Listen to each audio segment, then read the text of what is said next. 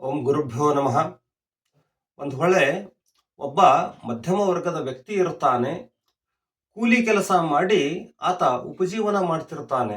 ಅಂತಹ ವ್ಯಕ್ತಿ ಒಮ್ಮೆ ಹೊಲಕ್ಕೆ ಅಥವಾ ಎಲ್ಲೋ ಹೋಗ್ತಿರ್ಬೇಕಾದ್ರೆ ದಾರಿಯಲ್ಲಿ ಅವನಿಗೆ ಒಂದು ಚಿನ್ನದ ಸರ ಸಿಗುತ್ತೆ. ಆ ಚಿನ್ನದ ಸರದ ಇವತ್ತಿನ ಮೌಲ್ಯ ಅಥವಾ ಆ ಚಿನ್ನದ ಸರ ಎಂಥದ್ದಿರುತ್ತೆ ಅಂದ್ರೆ ಅಂದಾಜಾಗಿ ಸುಮಾರು 1 ಕೆಜಿಯಷ್ಟು ತೂಕದಷ್ಟಿರುತ್ತೆ. ಇವತ್ತಿನ ಬೆಲೆಗೆ ಅದರ ಹೋಲಿಕೆ ಮಾಡಿದ್ರೆ ಸುಮಾರು 1.5 ಕೋಟಿ ಬೆಲೆ ಅದರದ್ದು. ಅಂತಹ ಚಿನ್ನದ ಸರ ಸಿಗುತ್ತೆ ಬಂಧುಗಳೇ ಅವನಿಗೆ. ಅದನ್ನ ನೋಡಿದ ತಕ್ಷಣ ಆತ ಅತ್ಯಾನಂದಿತವಾಗಿ ಆತನ ಆನಂದ ಗಗನ ಮುಟ್ಟಿ ಆತ ಆ ಸರವನ್ನ ತೆಗೆದುಕೊಂಡು ಮನದಲ್ಲಿ ಯೋಚನೆ ಮಾಡ್ತಾನೆ, ಇದು ಸಿಕ್ಕಿರುವಂತಹ ಸಂಗತಿಯನ್ನ ನಾನು ಯಾರಿಗೂ ಹೇಳಬಾರದು, ಇದನ್ನ ಗುಪ್ತವಾಗಿ ಇಡಬೇಕು ಅನ್ಕೊಂಡು ಆ ಸರವನ್ನ ಮುಚ್ಚಿಟ್ಟಾನೆ. ಎಲ್ಲಿ? ತನ್ನ ಮನೆಯಲ್ಲಿ ಒಂದು ಸುರಕ್ಷಿತವಾದ ಸ್ಥಳದಲ್ಲಿ ಮುಚ್ಚಿಟ್ಟು ಒಳಗೊಳಗೆ ಅದರ ಹೆಮ್ಮೆ ಪಡುತ್ತಾ, ಅದರ ಗರ್ವ ಪಡುತ್ತಾ ವರ್ತನೆಯಲ್ಲಿ ಬದಲಾವಣೆ ಮಾಡಿಕೊಳ್ತಾನೆ. ಹೇಗೆ? ತಾನೊಬ್ಬ ಶ್ರೀಮಂತನೆಂದು ತಿಳಿದುಕೊಂಡು ಭಾವಿಸುತ್ತಾ ಆ ರೀತಿ ವರ್ತಿಸೋಕಾರಂಭ ಮಾಡ್ತಾನೆ. ಮಧ್ಯಮ ವರ್ಗದವನಿರ್ತಾನೆ, ಇದ್ರೂ ಕೂಡ ಶ್ರೀಮಂತರಂತೆ ವರ್ತಿಸೋಕಾರಂಭ ಮಾಡ್ತಾನೆ. ಹಾಗೆ ವರ್ತಿಸ್ಬೇಕಾದ್ರೆ ಸ್ವಲ್ಪ ದುಡ್ಡು ಬೇಕಲ್ಲ.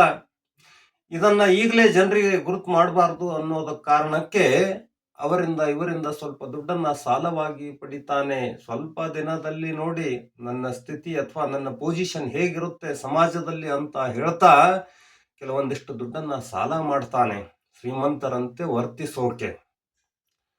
ಮುಂದೆ ಎಷ್ಟು ಅಂತ ತಗೊಳ್ತಾನೆ, ಎಷ್ಟು ಅಂತ ಜನ ಕೊಡ್ತಾರೆ. ಸ್ವಲ್ಪ ದಿನ ಆದ ನಂತರ ಸಾಲ ಕೊಟ್ಟವರೆಲ್ಲ ಮರಳಿ ಕೇಳೋಕೆ ಆರಂಭ ಮಾಡ್ತಾರೆ.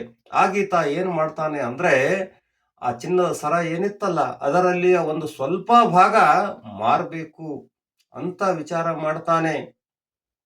ಅದನ್ನ ಗುಪ್ತವಾಗಿ ಒಬ್ಬ ಅಕ್ಕಸಾಲಿಗನ ಕಡೆಗೆ ತೆಗೆದುಕೊಂಡು ಇದರ ಬೆಲೆ ಎಷ್ಟು ಅಂತ ಕೇಳ್ತಾನೆ.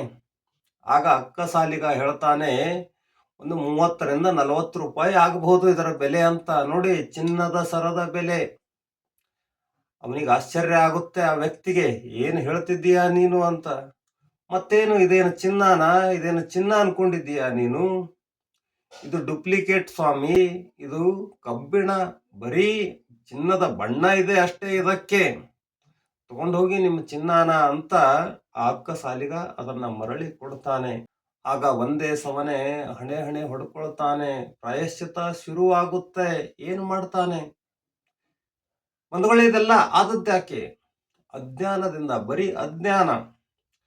ಆತನಿಗೆ ಬಂಗಾರ ಯಾವುದು ಅಂತ ಗೊತ್ತೇ ಇಲ್ಲ. ಬಂಗಾರ ಯಾವುದು ಇರುತ್ತೆ, ಬಂಗಾರ ಹೇಗಿರುತ್ತೆ ಅಂತ ಗೊತ್ತಿದ್ರೆ ಅವನಿಗೆ ಇಂತಹ ಸ್ಥಿತಿ ಬರ್ತಿರ್ಲಿಲ್ಲ. ಇವತ್ತು ಸಾಲ ಮುಟ್ಟಿಸದೆ ಹೋದ್ರೆ ನಡೆಯುವಂತೆಯೂ ಇಲ್ಲ. ಸಾಲ ಕೊಟ್ಟವರು ಸುಮ್ಮನೆ ಬಿಡ್ತಾರ ಹೇಳಿ?